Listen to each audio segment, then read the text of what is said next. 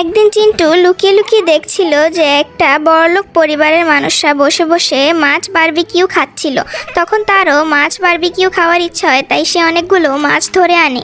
মাছগুলো নিয়ে চিন্টু বাড়িতে যায়। বাড়িতে তার মা তাকে তাওয়ালে দিয়ে শরীর শুকিয়ে দেয় এবং তার মাকে সেই মাছগুলো দেয়। তার মা সেই মাছগুলো দিয়ে বারবিকিউ বানানোর জন্য সেগুলোকে ওভেনের মধ্যে দেয়, কিন্তু চিন্টুও দুষ্টুমি করে ওভেনের মধ্যে ঢুকে যায়। এইদিকে চিন্টুর মা চিন্টুর জন্য জামা সেলাই করছিল, কিন্তু চিন্টু ওভেনের মধ্যে ঢুকে মাছ খেতে থাকে। একসময় চিন্টু আর বেরোতে পারে না, ওভেনের মধ্যে আটকা পড়ে। এইদিকে চিন্টুর মার মাছের কথা মনে পড়ে। সে দৌড়ে গিয়ে দেখে ওভেনের মধ্যে তার ছেলে চিন্টু পুড়ে কালো হয়ে গেছে। চিন্টুর মা হাসপাতালে যাওয়ার জন্য দৌড়াতে থাকে। হাসপাতালে যাওয়ার পর ডাক্তার বলে তার ছেলে চিন্টুকে ঠিক করতে অনেক টাকা লাগবে। এই জন্য চিন্টুর মা অনেক কঠিন কাজ করতে থাকে। চিন্টুর মা যেখানে কাজ করে তারা জানতে পারে চিন্টু অসুস্থ, তাই তারা টাকা জমিয়ে চিন্টুর মাকে দেয়। চিন্টুর মা খুশিতে কান্না করতে থাকে।